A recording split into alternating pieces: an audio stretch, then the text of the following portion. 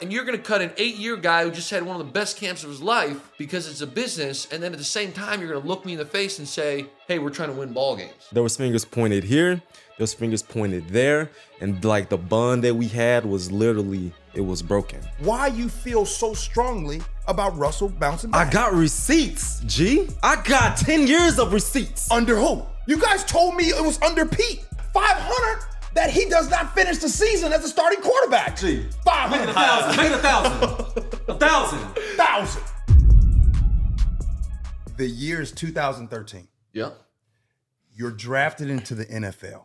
I remember You're drafted by the Seattle Seahawks. Yeah. You come to Seattle. You see this team. It's a group of dogs. What is going through your mind when you first show up to Seattle and you see this team and you're like, are they real? Was that team that good? Was that defense that you're seeing flying over the field? I want to get some of your real vulnerable thoughts. Like, were you nervous? Like, man, can I make it in this league? For sure. I mean, I think every rookie is. I'll start with the defense. I was on FanDuel TV the other day, and they asked me, it was weird because they clipped it a little different. They're like, yo, like, what is the one thing y'all had on that Super Bowl team that if you didn't have it, y'all wouldn't have won? And I'm like, well, Clearly the defense, and I'm like, in the Legion of Boom, but really every position on the defense, including the D-line, who I thought was underrated. I mean, you had Red Bryant, you had Mebane, and I mentioned both those guys, but it's like, you come in there, and especially coming out of Rice, which is not like Mississippi State, you know, you're not playing the SEC, I was like, damn, dude, like, these dudes are flying around. And the other thing that was kind of trippy with that defense was not only were they talented, physical, I mean, KJ knows all this shit, all the above as far as like attributes go, but they were smart as shit. It wasn't just like, hey, we're just getting by because we're so much more talented than y'all. we was calling out the plays before they ran it. Bro, all the time. All the time. Before they ran it. Like, oh, what play's coming? Hey, Cam, here it comes. KJ do it all the time. Would he? We'd be sitting there, I'd be in practice, I'm like, all right, man, I'd get lined up, and I would even be like thinking like, all right, how am I gonna run this route? And KJ would say some shit like, yo, he got the dig coming underneath, this is coming over here. And then it's like, as a tight end, I'm like, how on God's green earth am I supposed to get open or even try and sell something on KJ when he already knows what I'm doing? So what was your welcome to the, give us a story that was your welcome to the NFL moment when you're dealing with these Seahawks practices. Give us one that you're like, yo, I gotta tell this story. Something that happened to Luke. Okay, so one of my favorite like ordeals, which I had never really had anybody come down like this, but I had like just a traditional corner out, nothing crazy, like, yo, I'm hand down, wide release a DN, run a corner, bam. And Cam Chancellor comes down out of nowhere and just smacks me. Like, I'm 5 yards off the ball. Love tap smack? Well, that was the thing. It was like, I stayed up because it would have been like, I don't think he intentionally, he was just like, yo, I'm getting in your way. And I was like, what do? I've never seen like a dude come down and be like, I'm like a safety of all people seeking contact. Yeah. So I just eat this thing. Boom. Like no moves. Terrible on film. Yeah.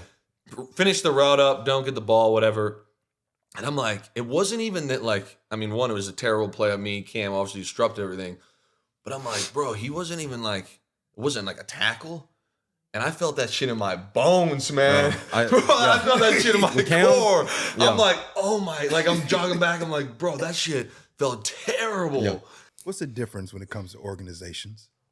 I mean, to me, in this league, and this will be a hot take, but I think that's the difference between winning and losing.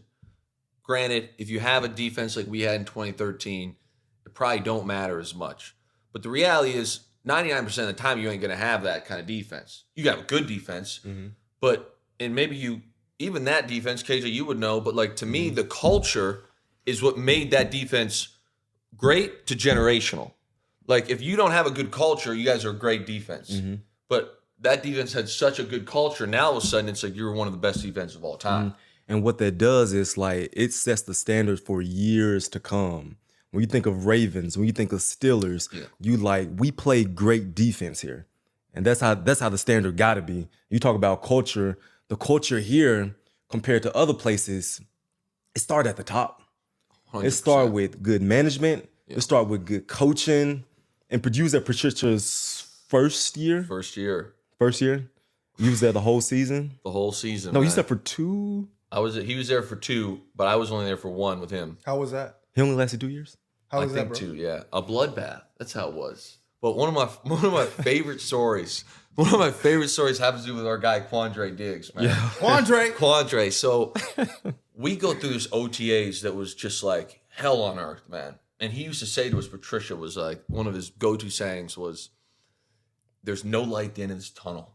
He'd say, if you look up and you see a light, it's a fucking train coming to hit you. Just put your head down and keep working. I'm like, all right, man. So we go have a crazy OTA, like compared to what I'm used to. Mm-hmm.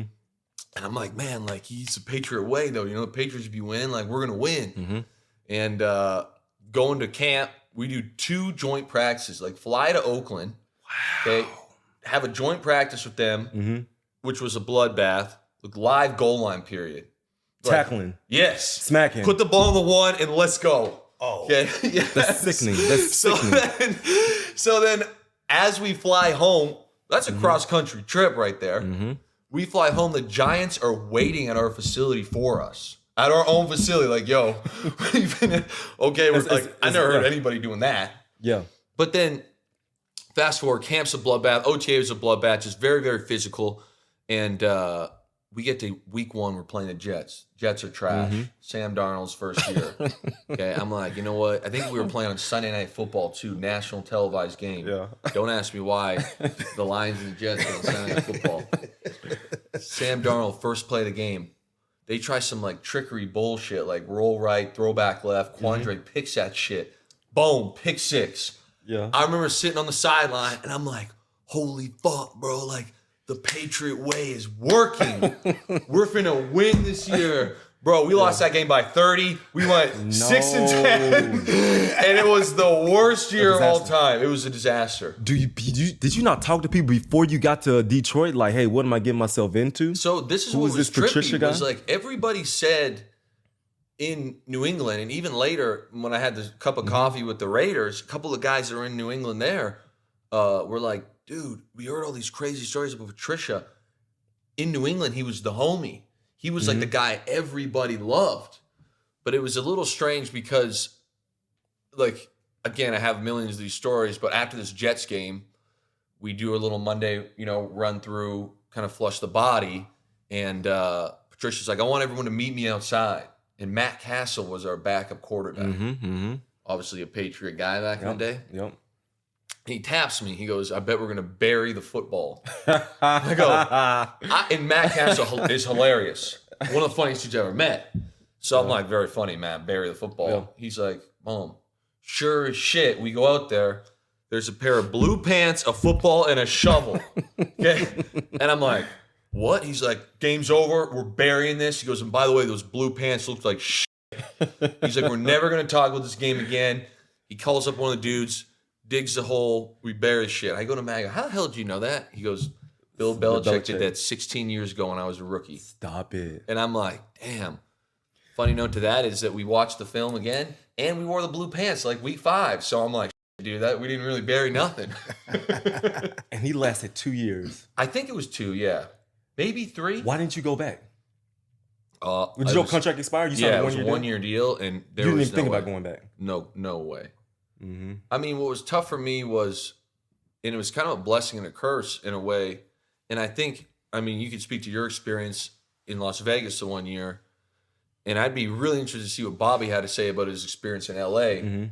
But it was like, I kind of got pampered, like drafted here. We won this shit. We were winning like crazy. They take care of us. And it was such an elite culture that I kind of figured like, hey, this is generally what it's like everywhere. We had our issues. Bro, listen to me. Boy, was I wrong. Listen to me. When I got to Vegas, bro, we were in pads up to like week 14 of the season. Oh, for sure. I'm in my 11th year in the NFL. I'm 33 years old. Bro, I'm doing one-on-ones with running backs and tight ends like week 12 of the season. I didn't do one-on-ones past year 5. And I look at my coach, I'm like, Coach, why am I going 120% on a Wednesday against something that don't even matter? For that to even be on the agenda, Like, why are we doing one-on-ones? Yes. Week 12 of the season. And hear me out, KJ. What was tough for us is like, you've been on a Super Bowl winning team. Back the next year. We're not going to talk about that, at least not yet. But it's like, for 2 years, we were the best team in the NFL. Yeah. No questions asked. Yeah, we fucked up. We should have had back-to-back, whatever. But it's like, okay, so we've won a Super Bowl. You are one of the best linebackers in the decade. And you're on the best defense since probably the Ravens. Yes. And there's an argument that, like, y'all were better than the Ravens. So I'm like, it's not like you're coming from this place like, I don't want to work harder, blah, blah. And that was what was hard for me in Detroit, was I'm like, we're doing all this crazy shit, very similar, full pads. I mean, the stories go on. And I'm like, and we're 6-10. We're out of the playoffs like by week 8. And I don't want to bash any organization, but it's crystal clear why some teams are always in the playoffs and why some teams are bums. 100%. And it's crystal clear why. I can't resist. Uh-oh. You gotta do it. I gotta do it. I gotta do it. I wasn't gonna say nothing until Luke, you threw the spotlight up there.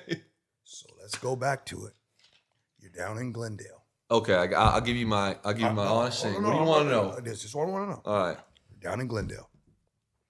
You're at the 1 yard line. I'm on the field for this. You're on the field for this. Yeah. I want you to not miss a beat and tell us exactly what happens when you see the play call come in, what's going through your mind, when the play happens afterwards. And I want you to be transparent. Okay, I'm going to give you every detail I got for you. I'm going to start back a little bit. We get in the 2-minute drill. Curse makes the crazy catch. I'm like, holy shit. We were 3-by-1, so I'm the inside guy. I ended up getting a front row seat to that thing because KJ's covered this a million times. I got the cross-field scene, whatever you want to call it, boom. So I'm right there. I'm like, ball bounces up. Curse catch that shit. I'm like, oh, shit. Boom, we're on the 6. We call 1st and goal. I'm like, all right, we call 19 force, which is wide zone to the tight end. So I'm like, Luke, you better get your shit right. You know what I'm saying? Let's go. Get down here. I stalemate, probably won the rep late. Wasn't like a great block, but I'm like, this should go. Boom, I see Marshawn inside it. Pause. I see Marshawn cut inside. And I'm like, oh, and then he gets shoestringed. Like, he got shoestringed. And it's funny because in that situation, it almost would have been better if we missed the block, or not for me, I had the kind of outside backer, but whoever was climbing up to that linebacker, because then he probably tries to take Marshawn up like around the waist, and Marshawn probably drills him and runs in the end zone. Yeah. But we basically got enough linebacker, I can't remember if it was Hightower who just clips his ankle. Boom. That moment, I remember thinking to myself, great. Okay. Great. He got tackled on the half-yard line. You couldn't write this shit up better. Either the timeout's getting called or we're chewing up more clock. This is exactly what I'm thinking. What's even crazier, this is going to get into detail, was the week before, 2 weeks before, in the NFC Championship, the curse TD in overtime. Okay, I don't know if y'all have heard this. You might have known this, but it was a checked play. It was not called in the huddle. And Wednesday, and Bev didn't do this type of shit. He was, I love Bev as an offensive coordinator. I know some of the Seattle fans didn't like him, but I think he was handcuffed in a lot of ways. We'll probably get into that. But Bev came in on Wednesday, the NFC Championship game, and was like, yo, we've got a crazy thing. Is it Dom Capers? Is that the Dom Capers will just call cover 0 anytime, anywhere, 1 per game. 1 time. Could be any down distance, could be anywhere on the field. He's done it every single week. And he's like, and what's weird is Tremont Williams plays outside leverage. He goes, I don't give a shit what personnel is on. We're checking 50 Cobra, and we're throwing a post to curse. Boom.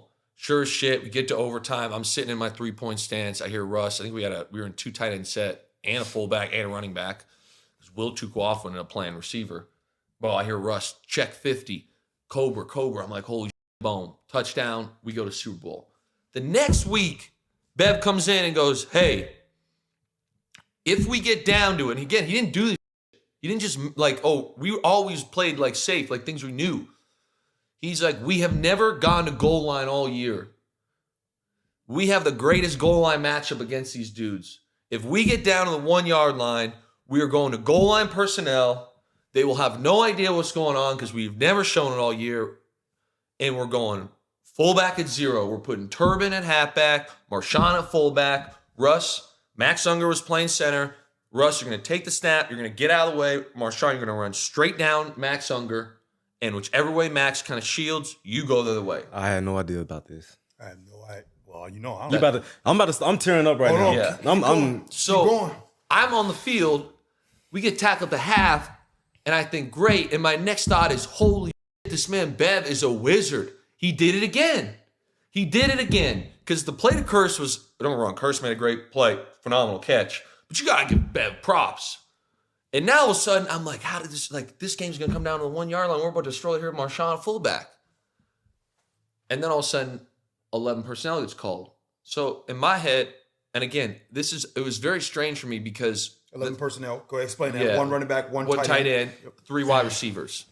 Traditionally more of a passing personnel. But that being said, KJ can attest all this because he'd be seeing it in practice. That year, we didn't really run a lot of goal line. So like the week before, when Russ scored a TD, Marshawn scored one of the TDs, they were all on a play called 94 Buck, which was out of 11 personnel. It was basically a zone read. We would run that all the time within the 3 yards because it was so hard to stop Marshawn. Mm-hmm. And if that D line just were like, everyone's like, we got to commit to like gang tackling Marshawn, Russ would just bang, go on the outside, walk in. Again, in the NFC Championship, Russ had a walk-in TD on this exact play. And we had scored numerous times in the year. It was almost, with Marshawn, it was almost impossible to defend. Mm-hmm. So I was laughing because, and what I said is weird for me is I'm in year 2 still, and I don't know how you were in year 2, but I was never thinking like, Bev's going to call this. I was always like, I need to like lock it in and out. I'm never thinking about like what he's going to call. I'm listening like, what is the call? What is my job? So that was probably the first time in my career where I was like, I know what's coming. As soon as he said 11, I'm like, he finna call 94 Buck. And the best part of 94 Buck, and KJ get mad right now. KJ get mad. I'm fuming right now. The best part of 94 Buck for me is I'm going to block a DB, and it's a lose-lose. He goes inside, I'm going to pin his ass in. He goes outside, I'm going to bully him outside. I'm like, next thought. Do not jump offside. Luke, you got the easiest job out here. This guy's giving up 30 pounds on you, and he's in a lose-lose. All you got to do, arc the DN, Russ makes a read, game's over. Right. Game's over. Okay. You in the 3-point stance right now? Not yet. I haven't gotten the huddle yet. This is all the shit I'm thinking. Okay. I'm like, all right, we didn't want to do the goal line. It's all good. We get in there, and Russ starts calling the play. And on offense, formationally, and I'll be studying, we're like, there's only certain formations that go with each play. Mm-hmm. So the way we called it, I'm like, we don't have Buck out of this motion. And then all of a sudden, the motion went across, or like he kept going on his, again, Russ is talking him in the huddle, and I'm like, oh, maybe they're trying to dress it up with some motion. Like, even though it wasn't in our playbook, our end formation is a place we can run Buck out of. Mm-hmm. And then all of a sudden it was like, I think it was pivot halo was the play. I'm pretty sure that was it. 2 scat. Mm-hmm. And I'm like, oh, damn, like we're throwing the ball. Also, you knew. At that point now, I'm like, holy fuck, we're throwing the football. But like, the clock's ticking, dude. You're in the huddle. Like, you're not thinking like, I wasn't thinking like, I thought it was weird, obviously. I got to cut you off, bro. Yeah, cut me off. At any moment during that game, did no one's like, what are we doing? Why are we calling this play? People ask me that all the time, KJ. I've never asked anyone. Yeah, I get a lot of not like players.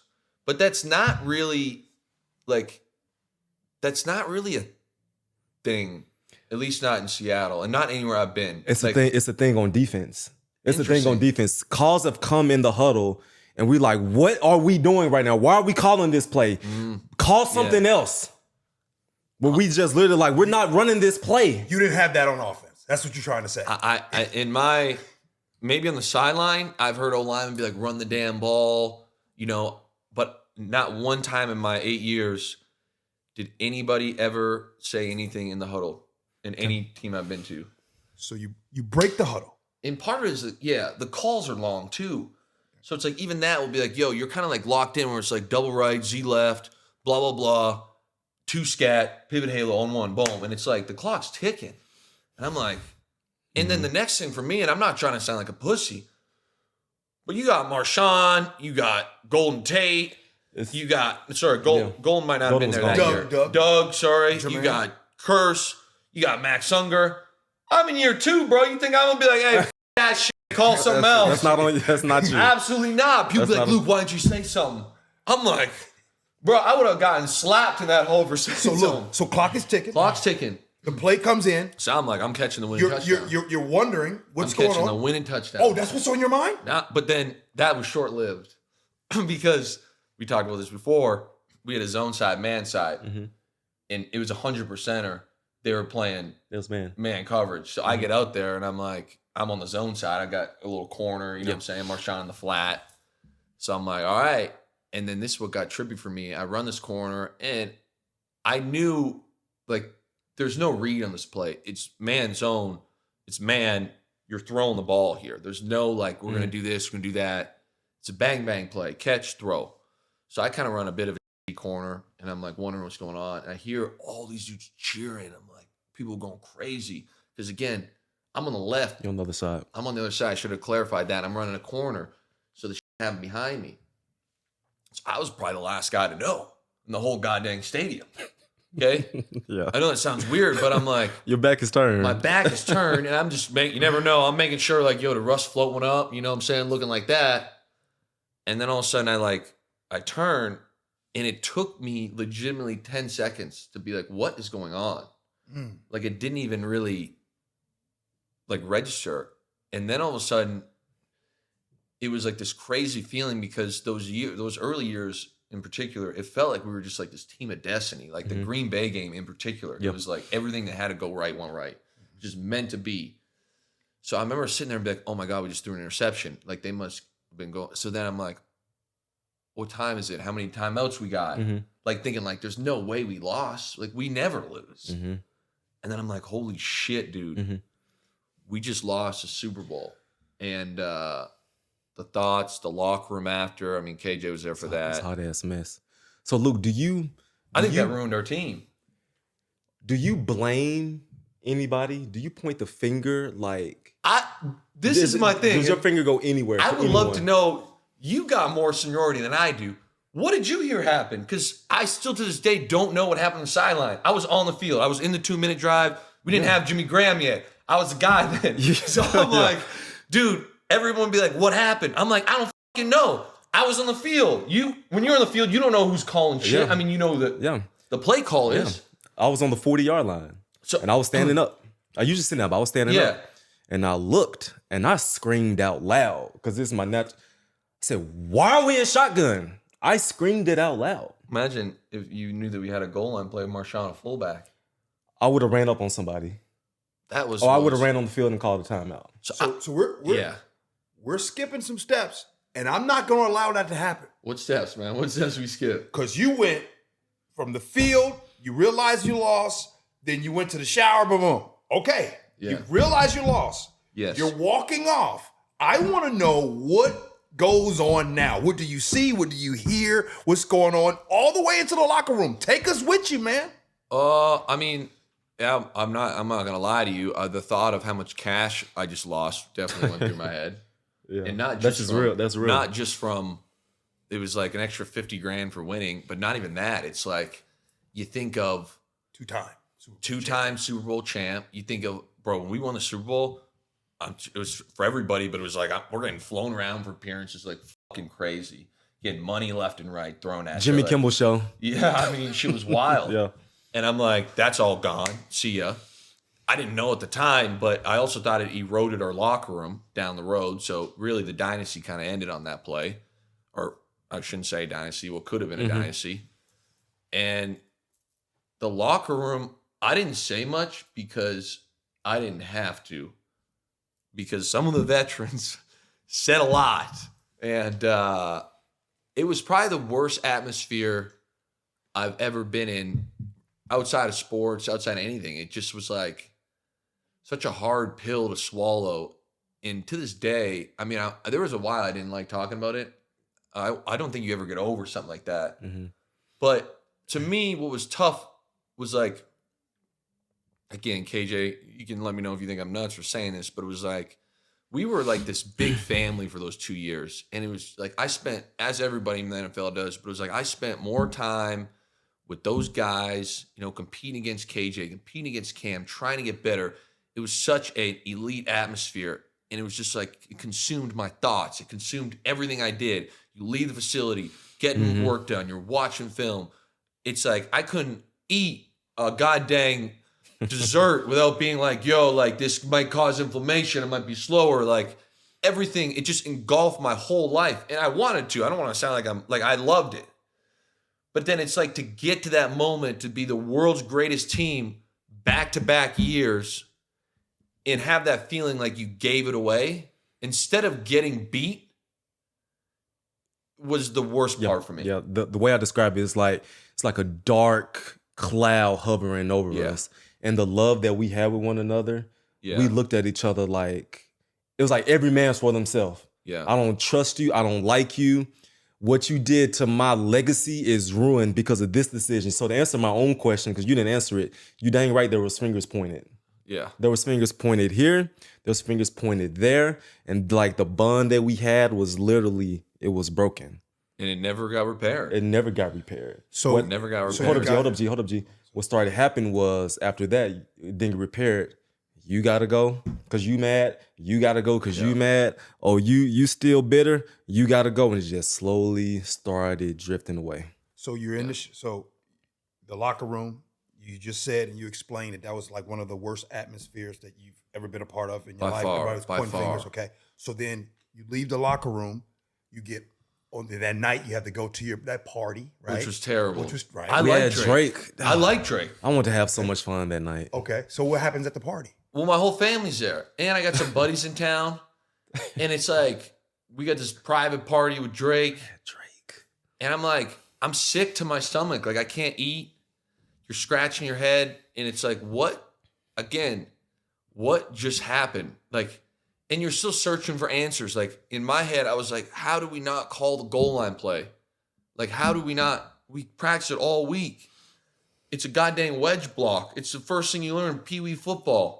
Like, how do we not call it? And then it's like you start hearing to this day, I don't know, but you'd hear all these rumblings like, so-and-so wanted it. No, so-and-so called it. No, it just was like the better look. And then you heard later on that it was like, well, we were going to call it, but then Matt Patricia just put on goal line defense, so we thought we had a great matchup. Mm-hmm. And it's like, I don't know what to believe. And And at the time, hindsight, everything, I thought we should have ran the ball.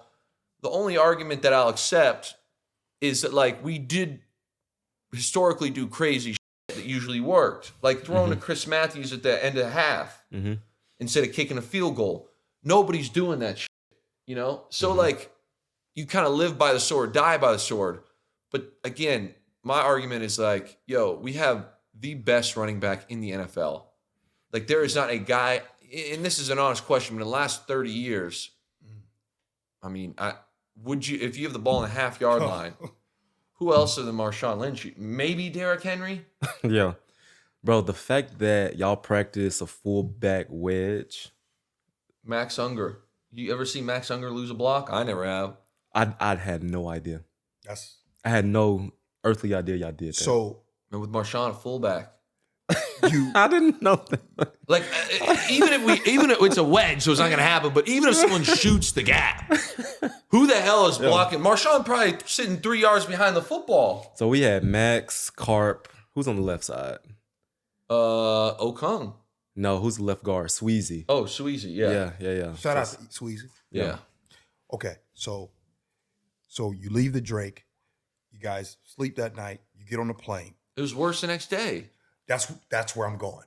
Because usually one thing that the Seahawks are known for is that morning meeting. The morning meeting is where all the magic happens. Take us inside of that morning meeting. That's usually the time where you get pumped up. What happens, Luke? This was another weird one, but there was like nothing to say. Like, and what I mean by that is like, usually if we lost a game in that era, it was like, this is why we lost. It was kind of a fluke. Like, we did it ourselves. No one really, those 2 years, no one really beat us. We usually messed it up. But it was like, hey, Did the last play come up in the meeting? yeah. But then and I'm not hiding from this. G. I still like, I don't know. Like I'm not hiding, and I don't know if anyone truly does. Maybe the coaches do, whoever's in the headset. Like I don't know what the thought process was. I don't know why. I don't know the motives. And we don't want to be conspiracy theories, but I don't know. there's conspiracies that wanted Russ to be the guy, be the MVP. I heard that, but like, how can I can't? Again, I'm on the field, dude. I have no idea, and I'm not trying to. KJ, you know I'm not going to cop out on your podcast. So that meeting, that morning meeting, KJ, do the two of you see that morning meeting as being the same? Because usually that morning meeting, that's usually an explanation of what happened. I would assume that the last play was brought up in that meeting by the coaches. Yeah, we got an explanation. And what was the explanation? To me, it wasn't. There's no. I mean, yeah, there's the explanation. There is no explanation. Yeah, that was the there explanation. Is no explanation. It was like we fucked up. Okay. There is no explanation. Okay. And but also the next day, a lot of guys didn't go. A lot of the guys. Oh, I was there. You were there, but a couple guys that were like, F this, I ain't going. And I think we had another meeting on the last play, which didn't bode well when we came back for off season, which I thought was like doubling down on something that was really bad, because in this next meeting, KJ definitely gonna remember this. We come back for the off season. OTAs, okay. And not even OTAs yet, like that phase 1. So we're like mid-April. Just working out. Yeah, just working out. We're not even on the field. And a certain coach kind of made a comment to like place the blame on the defense as well. Remember that? No. They were like, well, I remember sitting there and Earl Thomas was not happy about that one. Because they were like, well, everyone wants to talk about the last play, but if I would have told you we had a 10-point lead in the fourth quarter with our defense, wow, we have won. And I don't remember that. Oh, I do, because your boy Earl was like, absolutely, he was hot. He was hot at that. Only thing I remember with Earl was I remember Earl saying if I was healthy, we would have won that game. That's what he said to the response. Oh, the response was, if I would have told you before the game, we'd have a 10-point lead and we'd end up being down 4 in the fourth quarter with our defense, what would you say? And Earl was like, if I was that healthy, that shit would have never happened. Ah, that's what he was saying. Yes. And I thought that was a bold. I mean, you look at Tom Brady. Y'all were banged up. Cam had his knee. Jay Lane went down. But Cliff. It's like Cliff. It was a disaster. It was a disaster. But like that being said, the greatest guy to ever play football, like y'all keep him at bay for really 3.5 quarters of the game. And he did his thing.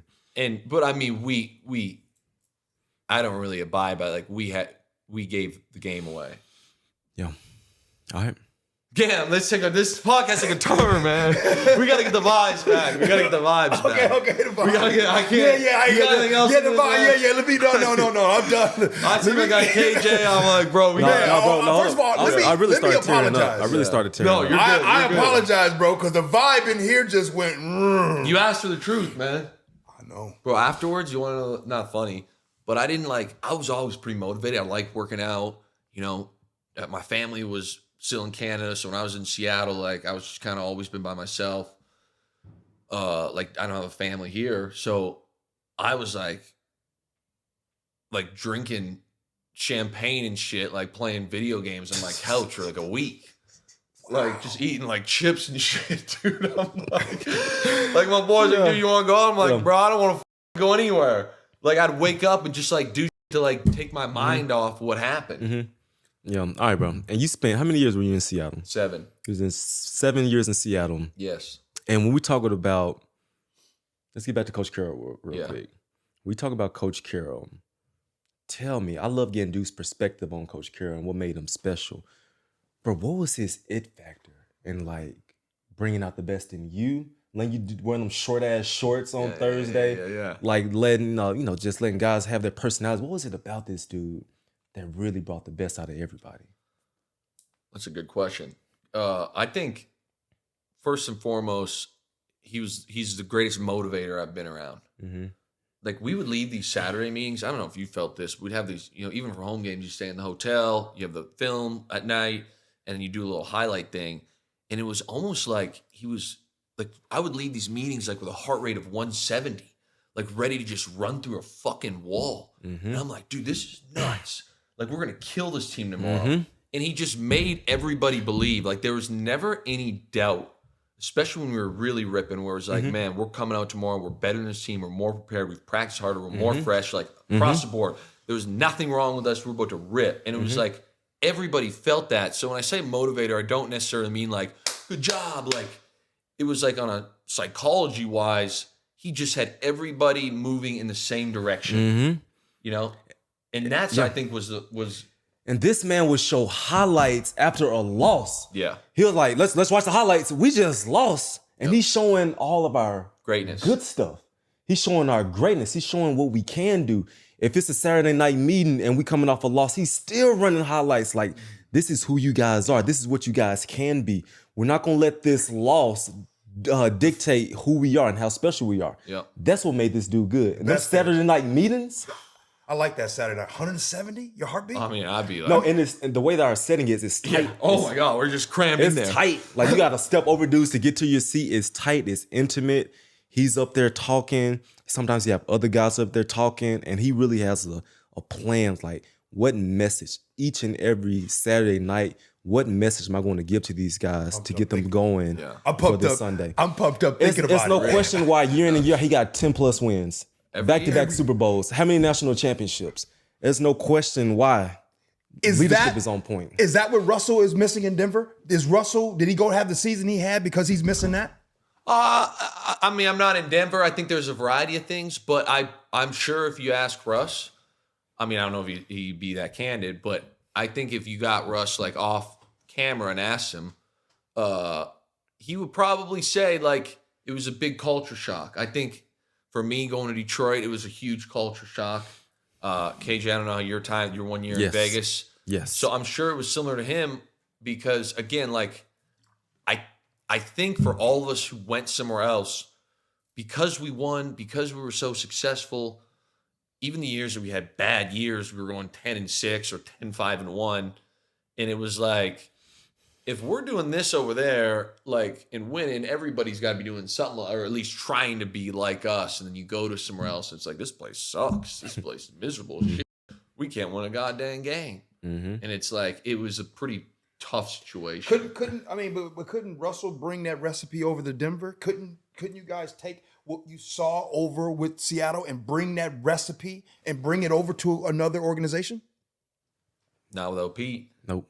Not without Pete. Because I tried where I was. I tried to do like players only meetings. I tried to bring guys along. Yeah. Once there's a mentality in buildings, it's hard for one dude, a 33-year-old linebacker and a 7th-year tight end. Yeah. That's tough to do.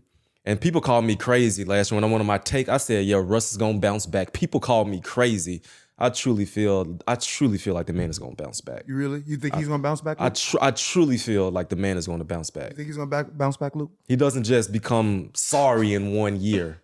No one does that. Let me say now. No one becomes sorry overnight. According to what you guys have taught me over the years, and by the way, Luke, you've been A1 since day one. You've always been a solid dude. Matter of fact, I got a picture of you and I down at the Super Bowl down in Glendale. I'll show you that. I like that. You guys have taught me something, and because of everything that you've taught me, that's the reason why I don't think Russell is going to bounce back in Denver. Because I think that the culture, you guys told me a second ago how important the culture is. I don't think that Sean Payton in year one can establish that culture right away, or either that or Russell has to buy in right away. I don't think Russell has the personality to buy in right away. Hence the reason why I don't think he bounces back and has the year that you, KJ, think he's going to have. And by the way, I think you're wrong, KJ.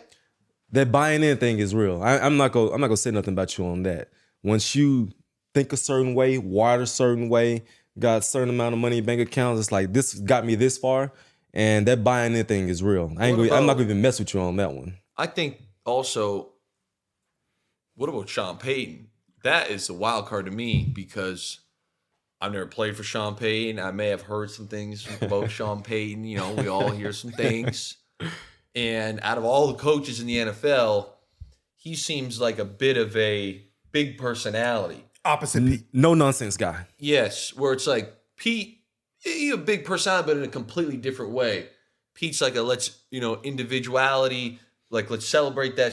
Let's, be as one where, from what I've been told, Sean Payton don't operate like that. So I think that in itself will be a big ordeal is can Russ and Sean get on the exact same page? And then the next thing is like Sean Payton kind of has known for his offense and his schemes. Mm-hmm. It's like, Russ's whole career in Seattle, I shouldn't say whole career, but at least later on, he had a pretty good feel and like could really direct the way he wanted certain things to go. I think there was a limit to that, as everybody in the media knows. Mm-hmm. But it's like, what's going to happen if Sean Payton's like, I don't like this, you're going to learn to do my stuff.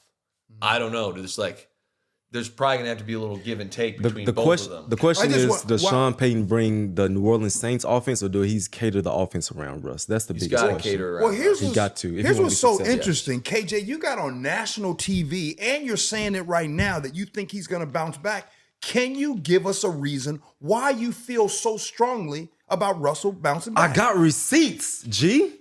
I got 10 years of receipts. Under who? You guys told me it was under Pete. You guys told me that the magic is Pete. That's your receipts. I didn't say that was all in all be all. He's a part of the success. He's a part of the pie. If I told my lady I went to Costco and I come home with an AM PM receipt, that receipt has nothing to do with Costco. That's an AM PM receipt. Your receipts have Pete on them. None of your receipts have anything to do with Denver, and none of them have to do with anything with Sean Payton. Let's keep it real. You got the 100 yards, you got grass, you got a dang football. Let's not take it that far. Like coaches just make players. Ken Norman Jr. was a big part of my success. Mm-hmm. At the same time, I had to do my part. I had to study. I had to take care of my body. I had to prepare like a pro. Mm-hmm. There's coaches do their things, but we're not gonna take any stuff away from the players, though. Why was Geno Smith a Pro Bowler this year? Geno Smith good as fuck, bro. I'll say that. Geno Smith, though, he a baller. I've been saying it since day one. I was on. I got tweets to prove it. Don't look. First of all, don't look at me like that. Don't look at me. I got tweets to prove it before the season. I'm like on some Nostradamus shit, and now I'm taking all the credit for it. The day Geno Smith showed up to Seattle, I was like, this cat is different. And his first couple weeks there, I'm like, what's the matter with him? There's got to be something the matter with Geno because he's a backup. Why is arm accurate as shit, strong as shit? I'm like, he must be a jackass in the locker room. One of the best locker room guys ever been around. Yeah. Oh, he must not be able to read a defense. Absolutely not. I mean, by far in my time in Seattle, he was our best backup quarterback. T-Jack, pretty good. Shout out T-Jack. Mm-hmm. But it's like, okay, so he could read a defense. Mm-hmm. He was doing, you're on scout team versus their defense. It's going to be a little tough. And he was making as hard as he could on y'all. Mm-hmm. Okay. I'm like, so he is smart and he's athletic. He's sneakily athletic. Like, sure. He can run. He can move. He's not like immobile. Mm-hmm. He can run around. Mm-hmm. So I'm like, what is the matter with this dude? And then all of a sudden it was like day in and day out, like maybe he doesn't care about football. Wrong again. This guy's working. He's watching film. He's doing all this shit, waiting on his moment. So all of a sudden everyone thinks I'm Nostradamus, which I'll take that. Because at the beginning of last season, I'm like, yo, he finna ball out. And everyone's like, shut the fuck up. I'm like, watch it. Watch what happens. So you knew he was going to ball out? 100%. And the time Russ got hurt, when he went in the year before, everyone was like, Geno's fucking up. Absolutely not. If you watch the game, they handcuffed the living shit out of him, okay? And basically didn't call no plays. We're like, yo, we're going to play this super safe. They finally this year, and I knew they would as soon as they named him starter, be like, yo, we got to unlock the door and let this dude out the cage, man. Let him rip. And now you see what happened. And he's only going to get better. And they got the dude from Ohio State, right? In Jigba. Jigba.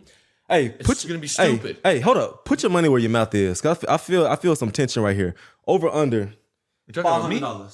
Oh, what are you talking about? Over under what? 8 wins. 8 wins for Seattle? No, I'm talking about for Russ. For Russ? Oh. Hey, let's make it better. Talk to me. 500 that he does not finish the season as a starting quarterback. Gee. 500. Make it 1,000. 1,000. 1,000. Hey, My money. One of y'all, Give me my money. One of y'all just got $1,000. But you know what though? It's interesting that you and I are going back and forth like this. And meanwhile, Luke's sitting here like, no, G, don't ask me. Don't ask me. But I won't ask. I won't ask. Give me my money. I'm gonna actually let Luke finish his podcast and not even ask. Healthy. I know. Healthy. Yeah, I'm just talking about. We good. 1,000. Easy, bro. I'll be the arbitrator. I was here for it all. Easy, whenever So, it happened. so you knew you called Geno Smith. You knew Geno Smith was be good. He was a gamer. So I want to make sure I get this straight.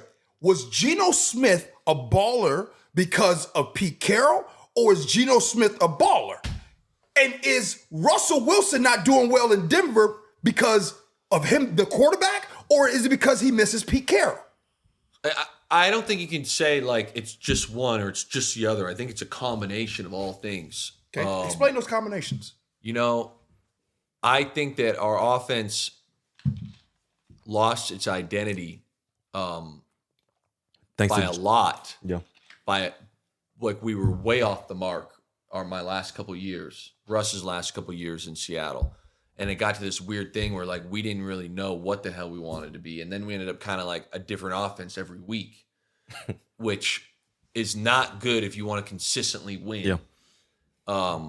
So, and we can kind of get into that in a sec, where it's like, I think Russ leaving kind of alleviated a lot of pressure on a lot of different people, not just the front office, not just Pete, but all the offensive coaches. And they can kind of be like, hey, Geno's not a Pro Bowler yet. He's extremely talented. He's very good. But like, we can run what we want to run. And I think you saw that last year, where there was a lot of like back and forth prior to Geno. So do I say, is that Pete? Is that Russ? Is that whomever? Again, like, I don't think you can just point and be like, Pete didn't want to throw the ball, or Russ wanted to throw it more. You know when we lost our identity? When we really started losing our identity? When your boy Jimmy Graham came on the scene. Listen, hear me out on this. Jimmy will be the first one to tell you this. Jimmy will be the first one. It ain't Jimmy's fault. It's not Jimmy's fault. See, you want a real take? If Jimmy Graham doesn't get traded to the Seattle Seahawks, yes, he is, if he and stays healthy, Hall of Famer. Oh, not beyond. I'm going to go one step further, and he's my boy. He is in the conversation for the best tight end of all time. So what happened? Yes. What happened when he got to Seattle? 100%. If Jimmy Graham does not get traded to Seattle, he is in the conversation. Like right now, we're talking about Travis Kelce being, when he's done, one of the best tight ends of all time, and rightfully so. Rightfully so. Jimmy Graham is right in that conversation if he does not get traded to Seattle. Jimmy was the type of dude. Jimmy wanted to be paid like a receiver. Yes. And he should have been.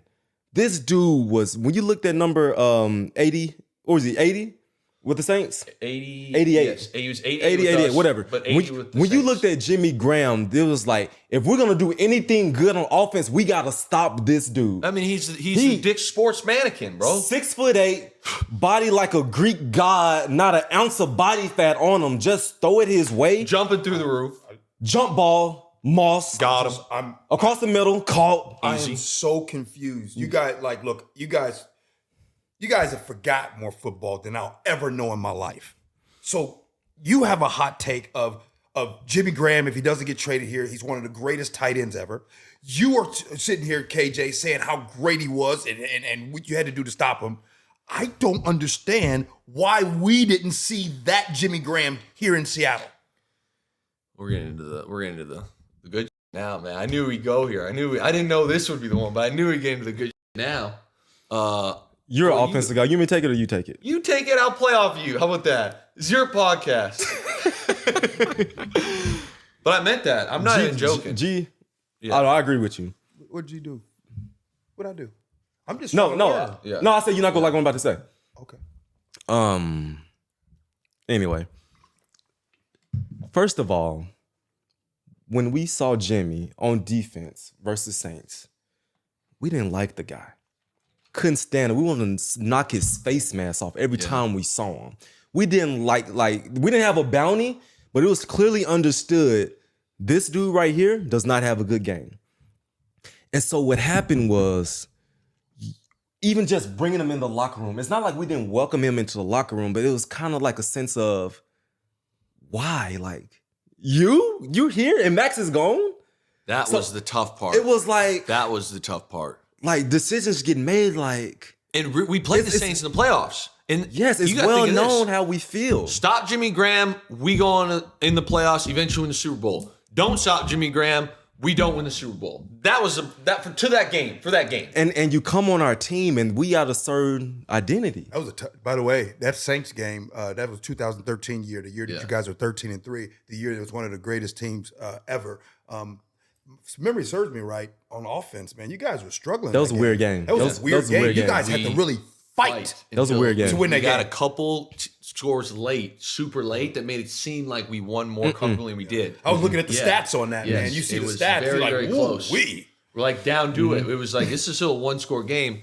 We call power. Marshawn broke one, and he had told Cable before, he's like, yo, if you call power, we never ran power. He's like, I'm going to break it. And they put it in the playoffs, and that kind of got us a little breathing room. Yeah, and it didn't. And you asked why Jimmy didn't work. I would say from just a dynamic standpoint, it's like, what do we really do? So he didn't work in Seattle because y'all didn't like him? No, I didn't say that. He's one of my best friends. I did not say that. I love Jimmy. I'm gonna see him in 4 days. I love Jimmy. Okay, I'm going to North Carolina. I love Jimmy, but from a football standpoint, from a dynamic standpoint, it didn't make sense. So, but talk offensively. Offensively, this is what got strange. It was like, okay, and this is where my head went, where I'm like, what a strange ordeal. Max Unger was our captain on offense. Okay, like, I don't care who's going up to the coin toss. I don't care any of that stuff. It was like the 2013 year, I would say on defense, there were a ton of leaders, but Red Bryant. Mm-hmm. If you would say, like, yo, I had to pick one guy, it would probably would have been Red Bryant. Mm-hmm. On offense, Max Unger. No questions. So it's like, was Max Unger a captain? Well, did he have the C? I don't even know, but did you vote for Max Unger? Because you guys did the voting? Yes. So okay, go ahead. So you got this guy who is calling out all IDs, blitzes, Pro Bowl style, beloved in the locker room, just ultimate pros pro, all those things. And we're a run first team. Like, we are a run the ball, play action team. And it's like, we just go 13-3. Then we go 12-4, where I think we won like 7 of the last 8. Mm-hmm. Go all the way down to the half-yard line, as we've already discussed. Give the Super Bowl away. It's like, yo, man, like, whatever we got here is working. And if you remember that year we went 12-4, mm-hmm. I think we started like 2-2, had a bit of a Super Bowl hangover. Mm-hmm. Like, we were thinking about that Carolina game y'all lost at home. Yes.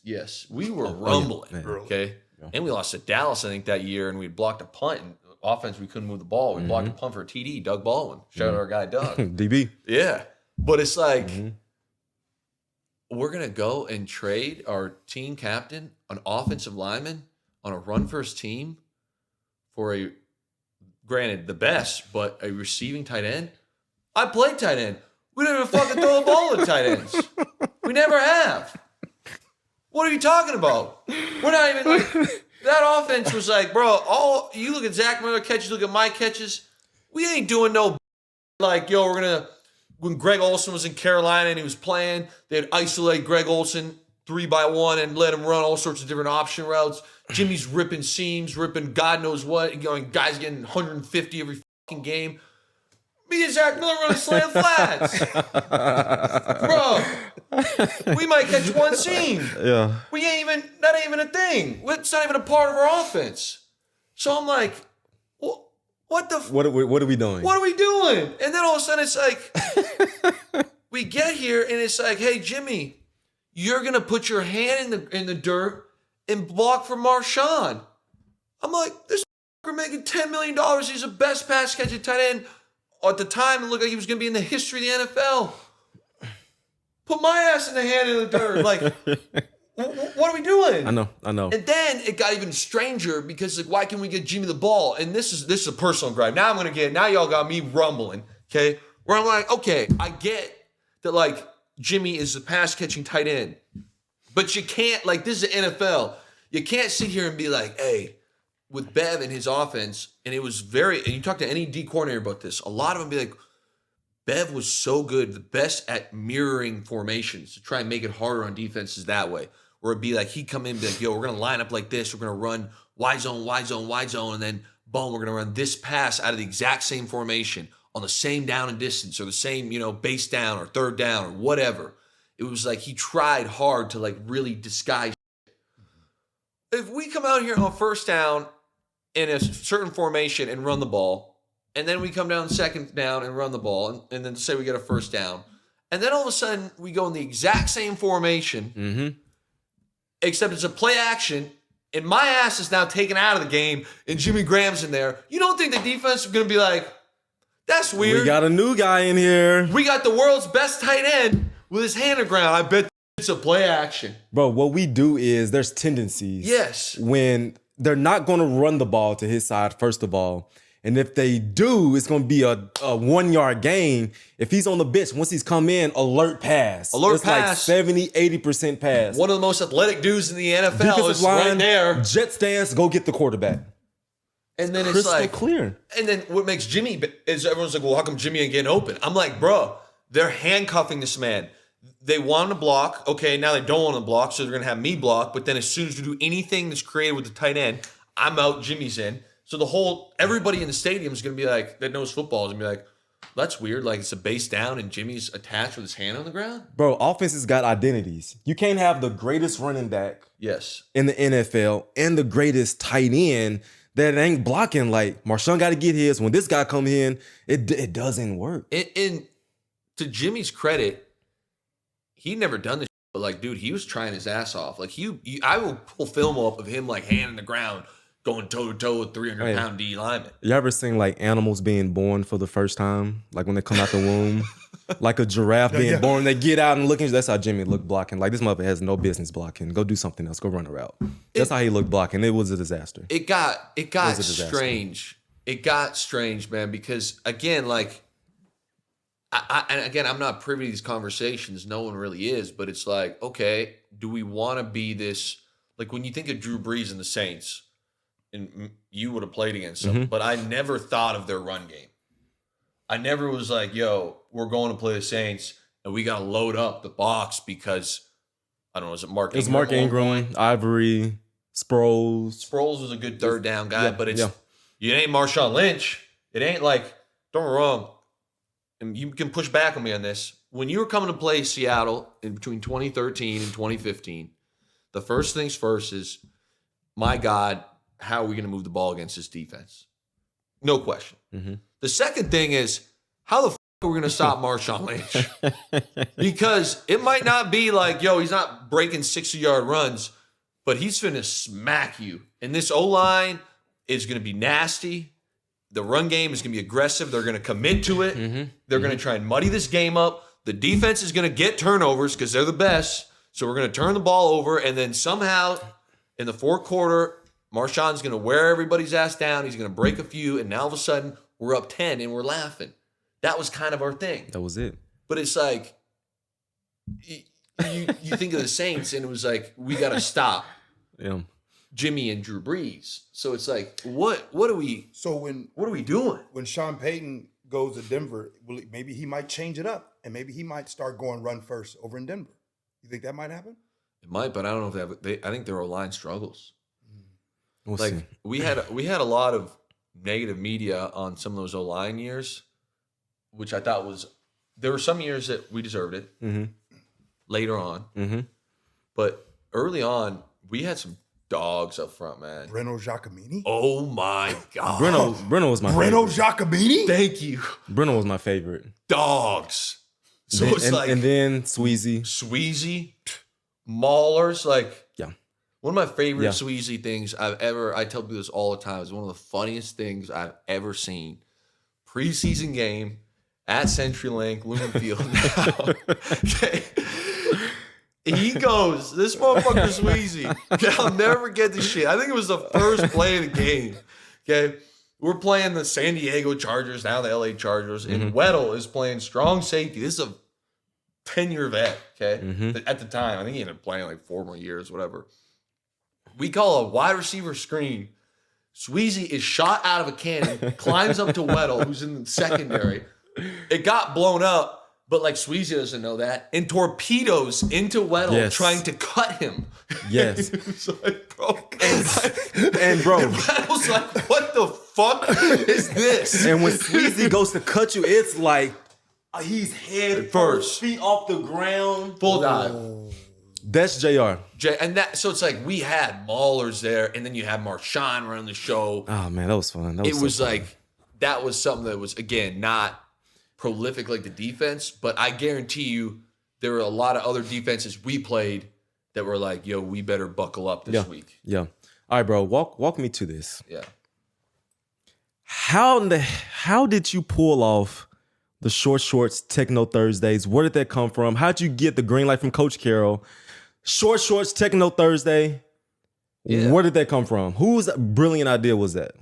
Okay, so there's a lot of layers. There's a lot of layers. Let's go. Walk us through it, please. So the short shorts started, I got to give credit to my guy, Jordan Roos, Creature Man. He would just be strolling out here with like 6-inch Lululemon shorts on, like in meetings. And I'm like, bro, this shit is outrageous. Like, my guy weighs 320, okay, and is just in like a men's medium tank top and 6-inch seam shorts with a big ass beard. Yeah. So like we kind of became, I started picking on him a little bit when he was a rookie. And you know when you go to like pick on someone and they can really handle it, you almost kind of have that camaraderie. Yeah. Whereas like he handled it like a champ, and then all of a sudden it was like me, Jimmy, and him. Like we asked EK, circling back, like EK, when Jordan makes his team, we want his locker next to ours. Like he was in it, you know. So we went and I felt like there were a lot of times with our playlists that got a little redundant. Yeah, it did. Is that fair? It did. And I was sitting. Brendan Carroll. Yeah. So I'm sitting in a massage one time, and I got like a random techno playlist playing, and I'm just like vibing it. And this is the confession, is I'm not even like a huge techno guy. Hold on. I'd be liking EDM. You know, but you're generic. So I would have all these fans be like, do you listen to so-and-so? I'm like, bro, I know like 15 total EDM songs. The first press conference when you and Jordan Roos are talking about it, someone asked you about that and you did not know. Yeah, no clue. I'm like, bro, I have no idea. Like, people are like, do you ever listen to like what kind of techno? I didn't realize like, so someone had to tell me like the techno that I'm listening to is actually called EDM. Then there's like trance and there's house. I'm like, bro, why is there 13 different brands of techno music? That's not really my vibe. Yeah. But I don't know if KJ's been there. I don't know if you've been there, G. But I got a feeling both of you have. When that EDM hits at Encore Beach Club in Vegas, that should be slapping. When it builds up. Yeah, that should be hit. Absolutely. Yeah. So I was like, you know what? In my kind of role there, I felt like, and I grew in this a little bit, was to add a little bit of levity, a little bit of life to like situation. You know, I thought it was fun. Where I'm like, you know what? I think we'll, you know, get the vibes right today. And I went to you. I don't know if you remember this. This is hilarious. I go to the at this point, KJ ran the show. People don't know this. KJ like the mayor of. He said, who runs the VMAC? Yeah. PEK. KJ number 3. Okay. Maybe Mo Kelly 3, then KJ. Okay. So we go in there and I'm like, all right. I'm like, I got something that'll like hit, and I'm gonna go nuts. I'm gonna start fist pumping, be jumping all around. I'm like, I'm gonna throw some of this, again, I call it techno, EDM music from like Vegas and like the straight bops. And I'm like, but I gotta get it approved. So I go to KJ, I'm like, yo, man, I'm like, listen, dude, I'm sick of this shit, dude. I'm like, this is about diversity, this is about inclusion. I'm selling this shit. I'm like, everybody wanna fucking talk about all this. I'm like, we play the same goddamn songs. I remember. I do remember this chat. I do remember. And KJ goes, I'll give you 3 songs during special teams. That's what he said. I said, oh, okay, all I need. But I said, KJ, if these songs hit, I get 4 next week. And he's like, deal. Yeah. So I go chat it up. Matt Capurro was running the tunes. KJ don't know this. But I went back and I'm like, damn. So I was all hyped. But I'm like, yo, Luke, the reality is he says 3, but if the first one don't hit, it's going to be 1.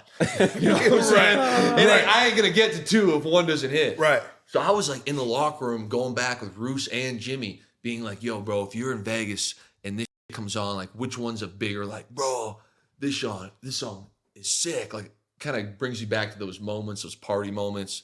So I was sweating because I'm like, dude, if number one don't hit, and a lot of those EDM songs, they build up. So I'm like, if it's a 45 1-minute build up, I might get booted already. So I need someone comes in, little build up, boom, hit it. And I put the three together. Again, a lot of strat went into that. Yeah.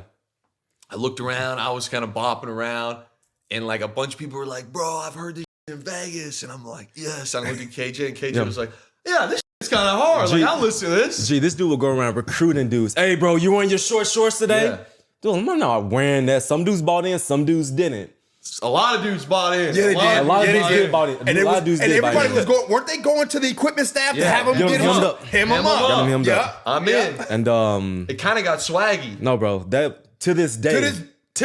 You talking about generations? Yes. To this day. They still be playing techno. Techno and still Thursday be wearing is the short thing. shorts. Not everybody in the short Look at shorts. DK. Yeah. Short shorts. Quandre, short shorts. How does that make you feel that you left a legacy? I mean, I don't know if that was a legacy I was going for, but I'll take it. It was fun though. Like, I felt like it kind of added a little, like, I don't know, it was a little change up in the day. Like, we looked forward to it. Yes. When special teams hit. Yeah, it was like this is our thing. This was gonna get us together. Long days of the season. Yep. We know we got Techno Thursday to lean cold on. as shit November, December out here. We're wearing short shorts, talking.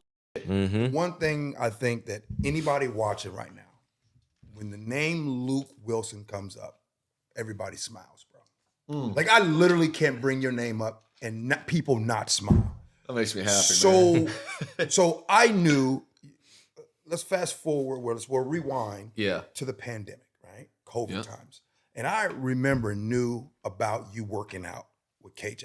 You guys are working out. Yes. Trying to see who's going to get the call first, and all those things. And then when I'm glad you brought this up. This will be interesting. Yeah. When I found out, and when everybody found out that you were coming back to Seattle, bro, the whole town was excited. Like, bro, you used to help me out with back in the day when I used to do the Players Lounge. You've always been solid. So then you hear, I'm like, yeah. I was even thinking, I can't wait to get up to the Virginia Mason Athletic Center. I can't wait to see Luke.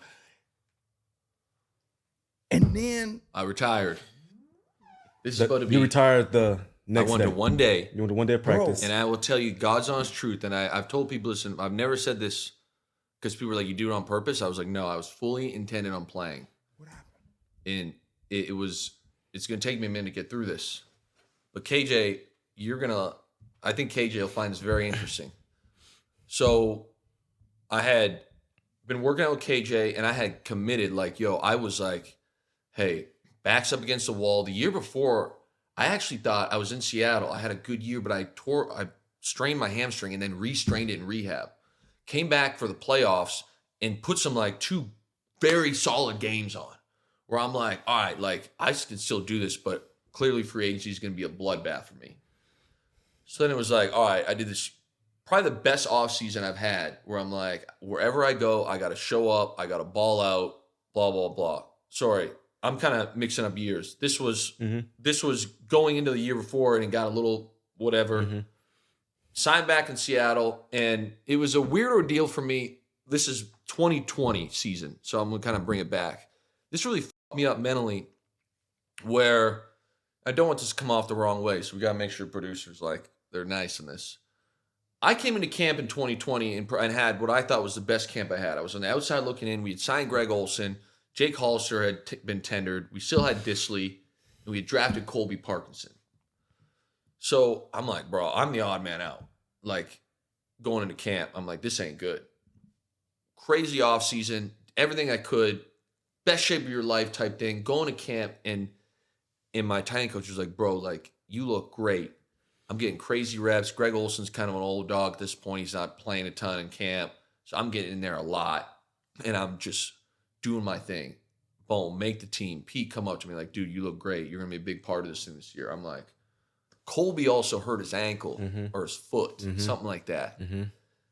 So we get to like week 7 or 8, and Colby was back. And I love Colby. He's a great dude. I think he's a great player. And I understand the NFL is a business. But we were struggling that year a little bit. Mm-hmm. And I'm barely playing. And I'm kind of like the jack of all trades at tight end. And we weren't really producing at the position as a whole. So I'm like, I go see my tight end coach, and he kind of knows. I had a great relationship with him. And he knows exactly what I'm going to say. And he goes, hey, man. He goes, this is on me. I want to be clear. This is the 2020 season. Mm-hmm. He goes, this is on me. This is a Monday. He goes, I got to do a better job of getting you involved. He's like, you had a great camp. You were doing everything we need you to do. He's like, Greg came in. We were trying to fit him in. It was a tough situation. Trying to find how like Greg and Jake Hollister play together. Mm-hmm. Disley's kind of got his thing. He's like, you deserve to be in there just as much as those 3. He's like, on Wednesday, come ready to rumble. You're going to be rolling this week. Like, I'm getting plays in. I get in there on Wednesday, and I get 2 reps in practice. Backside of wide zone. And I'm like, what the fuck? Like, I'm confused. And I go to my coach. I'm like, which he would never, like, lie to me. He's not like that. And I'm like, yo, Pat, like, what's up? And he's like, hey, dude, I've been meaning to talk to you all day. He's like, Colby's coming off IR. He's like, so you're going to get cut this week. And I'm like, damn. Like, and I didn't handle it well. But what was tough for me was like, you hear, and we talked about this whole podcast, where like you hear these messaging like the culture, this, the brotherhood. And I get it's a business. But where my head went, and I understand Colby was drafted. And again, I want to be very clear. Like, I love Colby, and I think he's on his way to being a great NFL player. Mm-hmm. But I'm like, this guy's a rookie who didn't do training camp via an injury, has never played in a preseason game, and has practiced for a week and a half on whatever like the IR thing is in the season.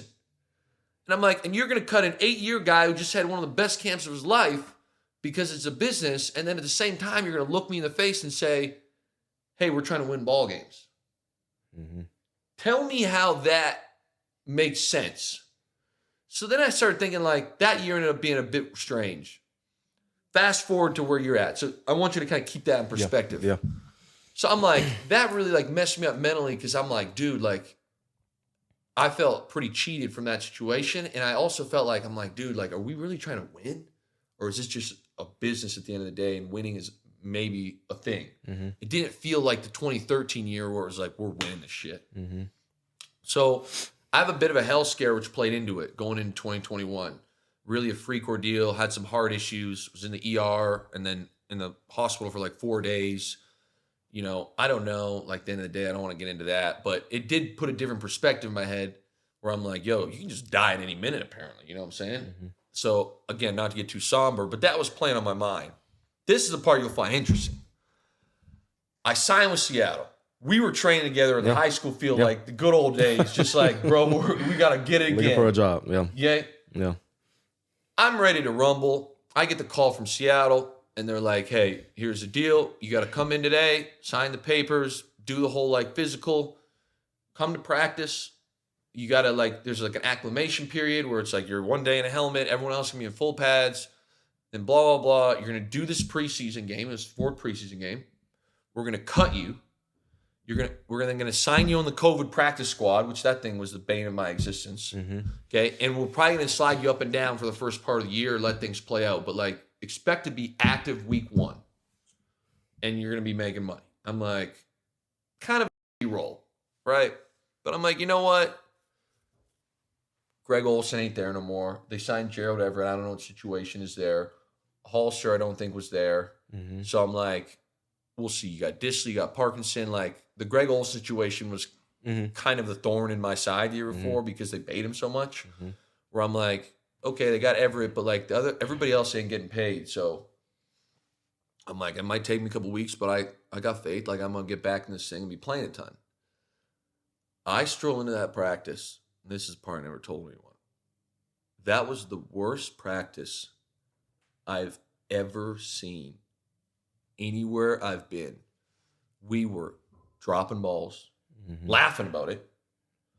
False starts left and right, laughing about it. I didn't know the offense, but I'm like, we're not really running the ball. Everybody's smiling. We had a ton of vets not practicing for like injury or contract. It wasn't just like one guy. It was like 5 of our best players were like, I'm holding out, or like, I don't want to get hurt, so I'm not going to practice. And I'm like, dude, I went home that night and I'm like, this team sucks. This team sucks. This team is terrible. And the culture is awful. If we would have had a practice like that in 2013, 2014, or 2015, and I'll even throw in 2016 in that, we would have had in the studio, what was that little room called? Production room, players only meeting, where everybody was like, enough of this. Like, what the hell did we just do? We were laughing about it, not me. I'm like, and I remember going home being like, dude, this team ain't going to win many games this year. It's not competitive. Everybody's trying to sit out. Like, you know how many times I remember KJ sitting out? 0. I mean, maybe if you were hurt, but I don't remember you just being like, yeah, I'm not going today. Fuck you. It was like, the whole atmosphere was like, and again, it kind of went back to the year before where I'm like, are we trying to win? And it was so clear. I'm like, we are not trying to win. I'm not sure if it's an MVP thing. I'm not sure if it's we don't want to hurt anyone's feelings thing. I don't know what the hell's going on. But I'm like, to be a role player, I almost died a month before, some weird heart shit. I'm like, on a team that don't care about winning, it's just all selfish agendas. It's going to laugh when they fuck up in practice. Absolutely not. Not doing it. Again, if 2013 year, I would have done it without even thinking, because that's what that culture was. But I'm like, that, dude. Like, I'm not going to waste my time, my energy, anything I have to bring to this team when it's not going to be reciprocated at all from like the top down. Seahawks won 4-12 that year. That was the year I believe they won 4-12, right? It was bad. It was a bad year. And it was like, I don't want to say I was right. So I called at 6:30 and I'm like, you know what, man? Who'd you call? John Snyder. I called my parents, called EK, and then called John Snyder. And was like, it was weird. Like, I was tearing up because it feels weird, man. I'm like, dude, but like, it was the first time where I'm like, dude, I do not want to go in. I have like every other year I'd been like, yo, like, I love this shit. It's so much fun going in here. Can't wait to see like what craziness happens today. Where I'm like, it just lost. It was almost heartbreaking to see the culture that I was a small part of. You know, I would say the Legion of Boom, the defense, Marshawn, Russ, Doug, like those guys, like obviously when I say the defense, you, Bobby, Sherm, Earl, Cam, like all these guys you guys created. And like I was a small part, but I was a part of that. And then to go in there and see it just kick to the wayside, like, oh, I'm like, fuck that. And I looked around and you're not there. Doug ain't there. I'm trying to think. Cam ain't there. Cliff ain't there. Mike Bennett ain't there. Like, it didn't feel right. Nobody was there anymore. I'm like, dude, I don't even know these guys. So I've called Snyder and was like, hey, man, I don't want to play ball no more. Like, again, I was kind of looking for a situation where I was like going to love the game, and that wasn't it. How was that received? I was drinking a beer with John Snyder at 3:30 at Dino's. Oh, so y'all were good. Oh yeah, y'all were good. He had and John and I had spoken when I had the heart thing. Yeah, and they were worried. Like, I consider John Snyder, Pete, all those guys, like, we don't stay in touch, but I think that if I called them and had an issue, they would answer. Like, I consider them friends in a way. And John was like, dude, after like what you went through in the hospital, he's like, I couldn't even believe you wanted to play anyways. Yeah. And yeah, I mean, it did, like, seeing the DeMar Hamlin thing, that tripped me out a little bit. Wow. Yeah. So, I mean, I don't know. I did have another ER run about a month later for no rhyme or reason. Same ordeal with the heart. It's been 2.5 years now since then. But the main reason was, the heart played into it. Getting cut the year before played into it. But the main reason was like that practice was so bad. And it's like, KJ, I mean, you tell me, but it's like, if you're going in, I know you played longer than me, but it's like, if you're going in to be like a role guy in a veteran role for a full NFL season and the team is just dog, are you going to be like, yeah, I can't wait to sign up? Nope. That was it. Nope. Do you think, you talking about that practice? Yeah. Do you think that was the catalyst to maybe Pete Carroll and John Schneider probably saying, you know what, we got to get back to our roots? I think the whole year was, for sure. Pete Carroll is a phenomenal coach, and he, as we've said before, he's an incredible motivator and an incredible like leader of men. You can give him any NFL team, and he should 100% of the time win 9 games. It don't matter if he has stars or not. He's going to get these guys playing at such a high level that he's going to win 9 games. For any Pete Carroll-led team to win 4 games, there's a lot of issues going on. A lot. So, correct me if I'm wrong. Was it 4-12? It was bad. It was really bad.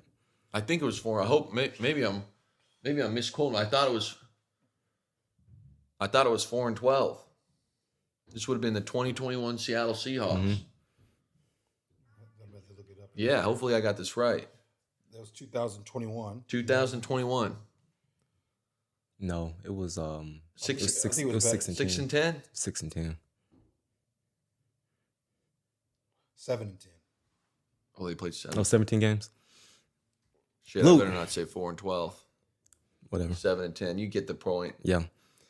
Bro, I didn't know that. Let me tell you how I was feeling. Yeah. Cause I was with you. Yeah. Like you're like, KJ, that thing about signing me. I'm like, go get it, bro. Yeah. And then you went and you retired. I'm like, What the fuck? Luke, what the hell are you doing? Yeah.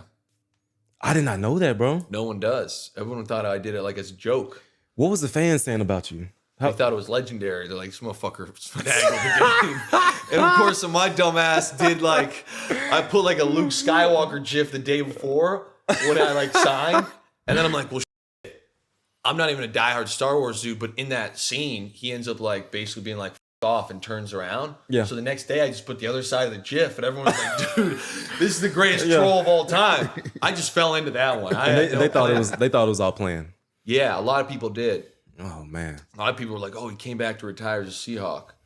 Where I was like, dude, at this point in my life, I was not going to put my body, mind, and soul for a team. Let's correct it, that eventually went 7 and 10, but had the attitude of a 4 and 12 team. Yeah. Luke, ever since I met you, man, you always like this. This Luke we get right here, Yeah. it always feels like you're always in a great mood, always laughing, always joking. And one of the things I've learned through some of the best comedians ever, right? Yeah. Some of the best comedians ever, they're funny, but they be going through stuff. Yeah. What's the Luke Willson secret? What's the Luke Willson secret? You always on, but what goes on with Luke? Football wise? No, life-wise? forget football, life. I want to know who the Luke is, because you're always funny, you're always on, but there's a part of me that feels like your spirit and your energy. There's another Luke that we don't all get to see on camera. Yeah, that's fair. I think for me, the Luke that I don't show is that I'm a very critical thinker, especially when it comes to my behavior. And that doesn't mean that I want to be very honest here. I've made a lot of bad behavior mistakes in my day. But when it comes to sports specifically, I try and really take an honest look at how I'm doing, what I can get better at, and just being very, very blunt with myself, almost like a non-personal way. And since retiring, I think part of what's kind of helped me, also hindered me in some places when it comes to communicating with others, but helped me personally is been I'm still like that. I'm doing some media stuff up in Canada, and I'll be watching, not even really giving a shit about, not watching yo, how did this come off? But I'll be how can I get better? How can I deliver this? Okay, I'll be watching guys. I was telling KJ, I watch a lot of KJ stuff because obviously he's a friend of mine, but I'm like, hey, how's KJ approaching these things? Like, what's his body language like? I watch a lot of the big time guys where it's like, okay, how come what does he do that I like or like don't like? So it's like when the funniness turns out, there's just a lot of like critical thinking on like how to better myself. And I think, again, not to keep dwelling on this health issue, but that was a bit of a head scratcher for me because at the time I was 31 years old, made some money in the league, played 8 years, single dude, not married, good family back home. And it's like now all of a sudden I'm sitting on an ER bed, can barely breathe. I got wires coming in and out and they're jamming me with fentanyl to like calm my body down. And I'm like, damn, bro, like that bank account don't mean much now, do it? I got family 2,000 miles away, and it's like it could happen like that. Monday, I'm doing some crazy in the gym. Tuesday, same thing, getting ready, working out with KJ. Wednesday, a little cardio. Thursday at 5 a.m., I'm on an ER bed. And it was like that put things in perspective for me where it's like, you just don't ever know, man. So it's like I'm always thinking of like how to get better. What do I want to do? Like that's what I would say. Yeah. Bro. How'd it go? Awesome. And I don't cuss on this podcast much. Awesome. Bro, thank you. Yeah. Bro, just thank you, bro, for sharing your heart, your story. Every time somebody come on this show, G, like we all walk through this journey, but dudes got their own, like, I saw it this way, I saw it that way. Bro, much love to you, bro. You know you're my guy, man. Love you, bro. Appreciate you, man. Appreciate you, man. That was good, man. And yeah, we'll see y'all next time. Yeah, appreciate you, bro. Thank you for having me on, man. It's a lot of fun. Yeah.